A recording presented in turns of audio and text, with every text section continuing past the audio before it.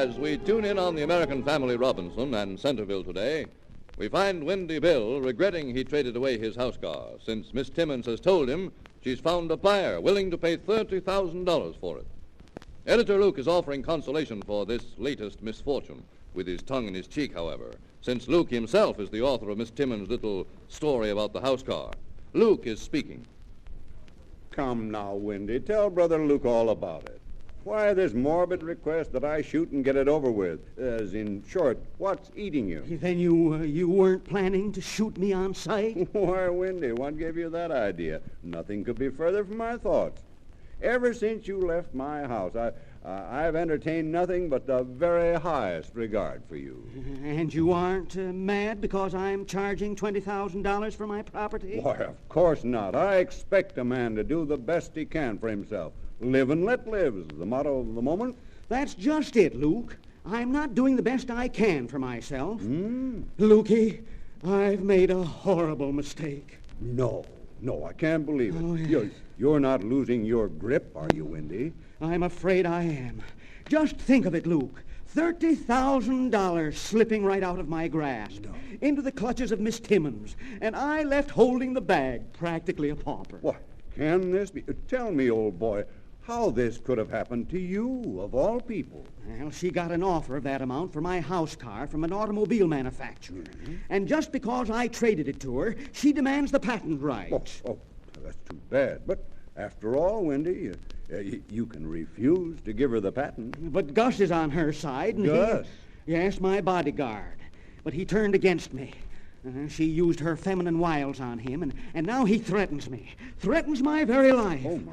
Oh, dear, the place seems overrun with people who want to shoot me, and I don't see why. Well, I hadn't expected that. What are you laughing at?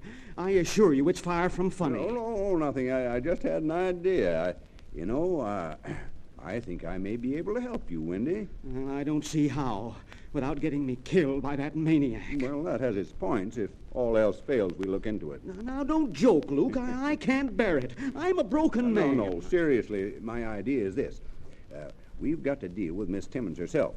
If we can get her to trade back your house car for her property. Oh, if we only could. Yeah. Oh, no, it's no use. She knows her property is worth only $500. No, that's why you're asking $20,000, I take it. I mean ordinarily.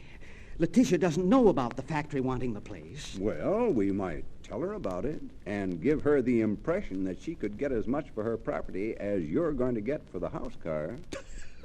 That's it. By George, you've got it. Yeah. I'll do it right now. Luke, old boy, you're a prince, sir. A prince. What a joke this will be on Letitia. It certainly will be a joke. But, Windy, I think I'd better talk to her. From what you've told me, I gather that Letitia sort of lost some of her faith in you. Well, that's right. I'm afraid she has. But never mind, I trust you to do a good job of...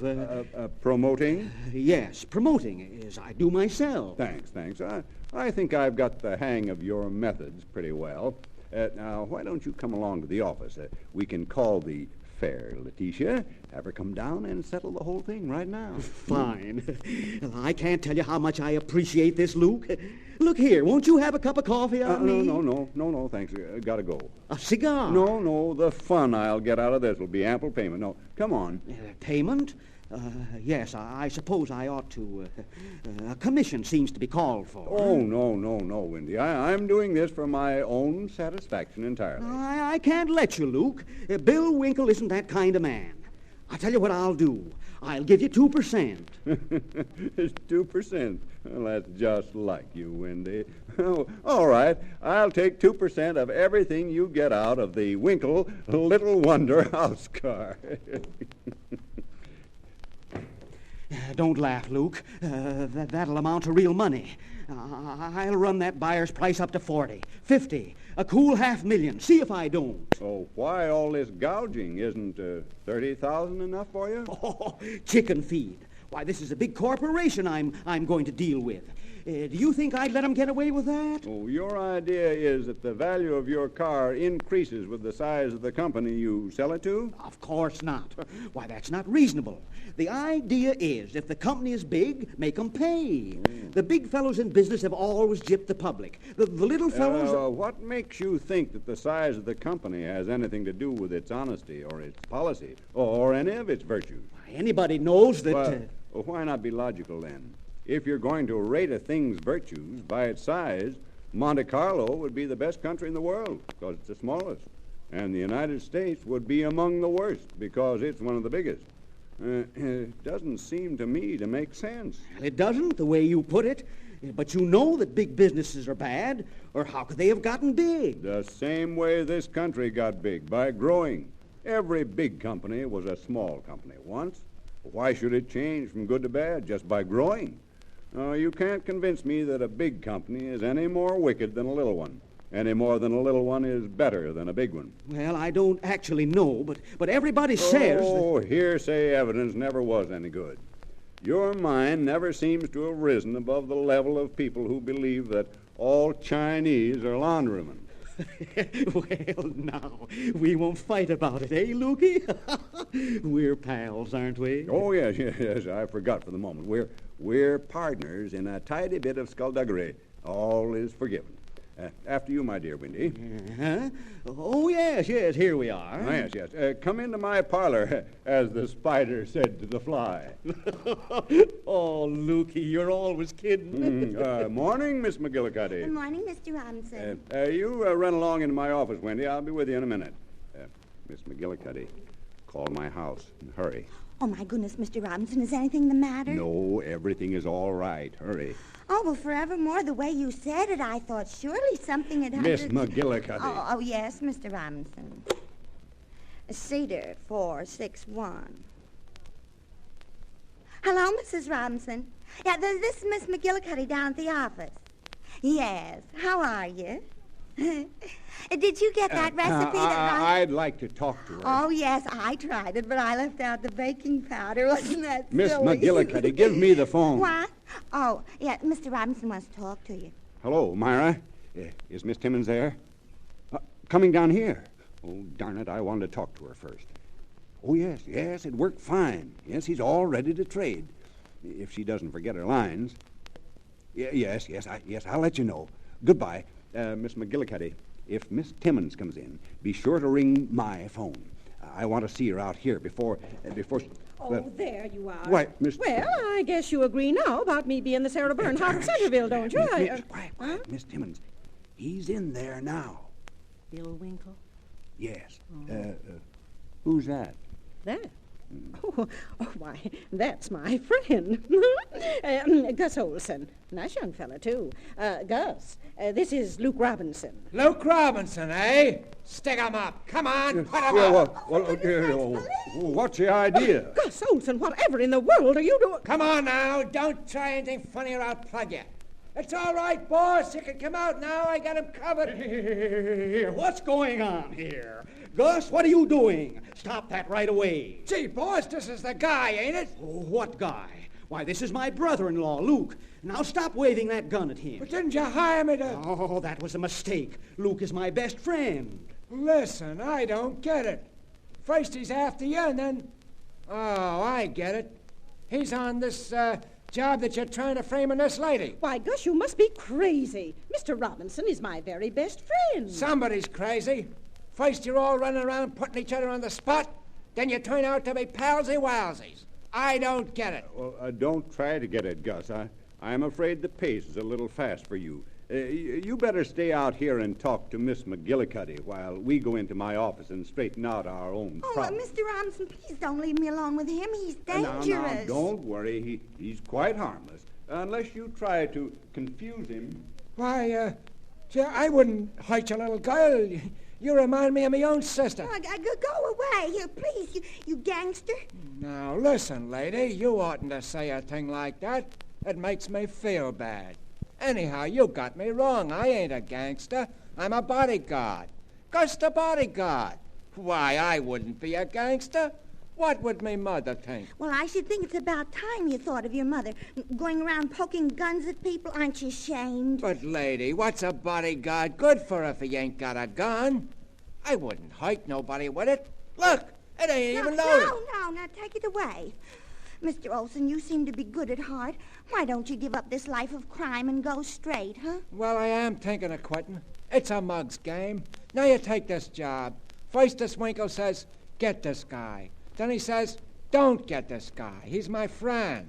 Then I teams up with this Letitia Timmons. She starts calling herself Sarah Bernstein or something, and, well, it's enough to make a man go to white. Then you will reform? Oh, I'm so glad. All you need is the inspiration of a good woman. Sure, my mother. Yeah, well, yes, of course, your mother. But I mean, you need a guiding hand. Now, I've always wanted to reform somebody, and I might as well start with you. Now, are you willing to put yourself in my hands and forsake your low companions? Sure, anything you say, lady. Good. Now, the first thing to do is get you a job. I know there'd be a catch on it. Yes, I shall speak to Mr. Robinson about it right away. I think you ought to work here where I can keep you from slipping. Okay, I'll take the job. How much?